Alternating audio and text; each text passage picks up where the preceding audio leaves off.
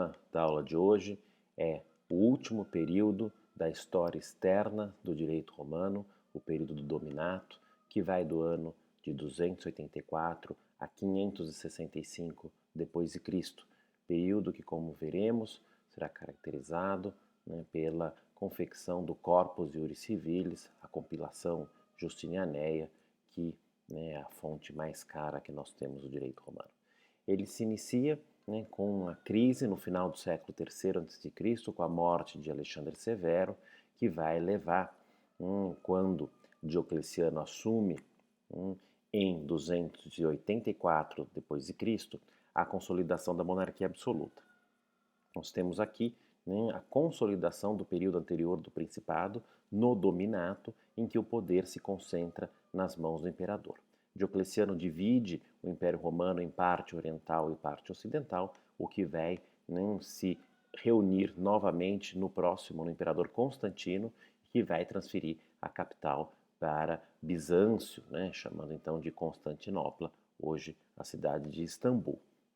Com a morte de Teodósio I, nós temos uma nova e definitiva divisão entre a parte ocidental e a parte oriental. Lembrando que elas nunca foram isoladas ideologicamente. O que se tem aqui é uma divisão administrativa, mas elas cooperavam uma com as outras.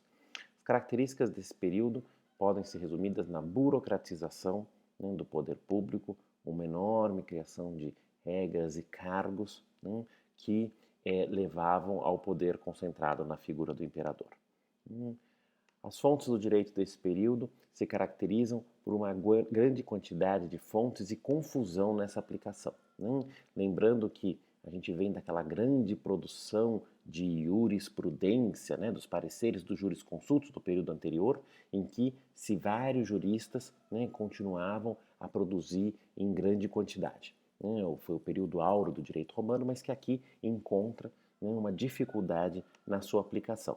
Vai levar, então, aos imperadores Teodósio II do Império Romano do Oriente e Valentiniano III do Ocidente a criar a chamada Lei das Citações. Ou seja, por meio da Lei das Citações, só valeriam os escritos de Gaio, Papiniano, Ulpiano, Paulo e Modestino. Os grandes 5 juristas do direito romano, já falecidos nesse momento, por isso que essa Lei das Citações também é conhecida como o Tribunal dos Mortos. Segunda regra valia a opinião da maioria desses juristas, porque para um mesmo tema a gente podia ter opiniões diversas desses juristas. Caso desse um empate, valeria então a opinião de Papiniano ou a melhor orientação que o juiz escolheria na sua aplicação. Mas vejam que aqui é uma medida paliativa para se tentar contornar a dificuldade de aplicação dessas fontes. Mesmo assim, tal medida não resolve a situação, o que leva a chamadas compilações. Compilações que nós chamamos hoje de pré-justinianéias, porque elas antecedem a grande compilação feita por Justiniano no século VI. Aqui nós temos os códigos, por exemplo, códigos gregoriano e hermogeniano, que eram códigos feitos por juristas particulares, que chegaram parcialmente até nós, e o famoso código teodosiano, que vai, então, ser o resultado de uma tentativa de Teodósio II de compilar leges e iura, ou seja, tanto as constituições imperiais, que são as leges, quanto a iura, que são os pareceres dos jurisconsultos. Para isso ele criou 2 comissões. A primeira comissão, que era para fazer iura, se dissolve sem conseguir realizar nenhum trabalho. A gente tem aqui um momento de baixa qualidade dos juristas que impossibilitou a que essa comissão chegasse a um bom termo. Essa comissão para compilar a iura não consegue fazer. Apenas a comissão que era para compilar as constituições imperiais consegue fazer, mas não consegue compilar todas as constituições imperiais, só aquelas a partir de Constantino. Ou seja, dá para perceber que se reinava o caos nessa aplicação. Esse código teodosiano entra em vigor no ano de 438 no Oriente, vejam que a gente está no século V aqui, ou seja, esse século que tem essa dificuldade de encontrar bom material humano para isso. E em 439, um ano depois, no Ocidente. Então vejam como essa divisão é meramente administrativa. Então esse código teodosiano, feito por Teodósio II, das constituições imperiais a partir de Constantino entra em vigor no Oriente e depois no Ocidente. A gente tem outras compilações que vão tentar fazer legs e iura, mas é claro, de um momento muito peculiar e mais diminuto. Com isso a gente tem o chamado livro Ciro-Romano e a Fragmenta Vaticana, que recebe esse nome, que foi encontrada, né, séculos depois no Vaticano. Mas são coleções muito mais compactas, né, que não auxiliavam a aplicação do direito romano, mas não resolviam.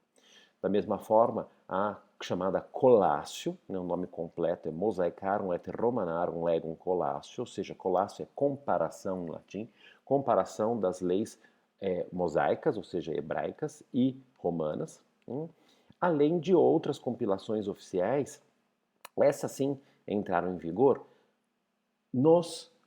já após a queda do Império Romano do Ocidente, ou seja, após 476 depois de Cristo. Então a gente tem, por exemplo, a Lex Romana Visigotorum de Alarico II, a Lex Romana Burgundionum de Gondebaldo e o Edito de Teodorico. Né? Mas vejam, todas essas daqui são aplicadas na Europa Ocidental, após a queda do Império Romano do Oriente, ou seja, são leis aqui do chamado direito romano vulgar, né, que combina o direito romano com os direitos bárbaros, né, os costumes bárbaros. Nos séculos IV e V, né, prosseguindo aqui, a gente tem, como eu disse, já a baixa qualidade dos juristas, né, ou seja, da ciência do direito. E só vai ser possível essa melhoria a partir do século V, com o ressurgimento do estudo do direito nas escolas do Oriente. Né? A gente tem notícias, então, que, né, consolidado o Império Romano do Oriente, na sua capital, Constantinopla, tem-se o renascimento, né, do estudo dos direitos, né, das fontes do direito nessas escolas, trazendo então juristas importantes como Cirilo, Eudócio e Patrício. Mas vejam que não são juristas da mesma estirpe que a gente tinha no direito romano clássico, de qualquer forma. Com isso, podemos falar do Corpus Iuris Civilis, ou seja, esse produto do imperador Justiniano. Em 527, ou seja, aqui já no século VI, Justiniano se torna imperador e logo em seguida, em 528, ele nomeia uma comissão com 10 membros para compilar todas as constituições imperiais vigentes. Vejam, Teodósio II tentou fazer isso, né, não conseguiu, né, e demorou muito tempo para que os juristas compilassem, né, as constituições a partir de Constantino. O que vai acontecer aqui? Em um ano, essa comissão de 10 membros consegue, então, produzir esse Novos Justinianos Codes, o que demonstra a qualidade desses juristas chefiados aqui pela essa comissão. Faltava, né, a grande dificuldade, que era compilar os iura, né, ou seja, os pareceres dos jurisconsultos. Então, em 530, Triboniano, grande jurista de Justiniano, que fez parte dessa comissão inicial, é nomeado e recebe um prazo de 10 anos para compilar todos os iura. E, por incrível que pareça, com 16 membros, eles conseguem chegar a esse resultado em apenas 3 anos. Ou seja, o que a outra comissão lá de Teodósio II não conseguiu fazer, eles conseguem fazer em apenas 3 anos. Depois a gente vai ver como que eles fizeram isso, porque é bastante admirável. Produto disso é o famoso Digesto, que tem mais de 200 obras que deram origem a esse Digesto, que a gente pode contar em torno de 2.000 libri, livros no sentido antigo, rolos de papiro, que contabilizavam 3 milhões de linhas, ou 15 vezes mais material do que se resultou. Ou seja, essa comissão trabalhou muito para compilar e chegar nesse resultado compacto. Como eles fizeram isso? E aí que surge essa teoria das chamadas massas blumianas. Um jurista alemão chamado Friedrich Blume, em 1820, cria essa teoria, dizendo que, muito provavelmente, os textos de iura dos juristas clássicos foram divididos em 3 grandes grupos, mais um apêndice, um apêndice. Esses grupos seriam o grupo de Sabino, ou seja, os juristas da escola de Sabino, um segundo grupo, que eram de comentários ao Edito do Pretor, e um terceiro grupo, que era o chamado grupo de Papiniano, ou seja, né, textos relacionados à obra de Papiniano. Com isso, teriam-se 3 subcomissões, cada uma que seria trabalhar um desses grupos, né, e conforme elas iam organizando, elas podiam pegar também textos daquele apêndice.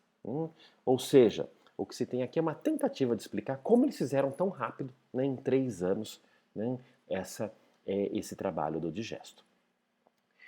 Esse mesmo jurista triboniano, esse grande jurista, juntamente com Doroteu e Teófilo, outros juristas aqui bizantinos, escrevem um manual escolar com base no manual de Gaio, nas Institutas de Gaio que nós já conhecemos.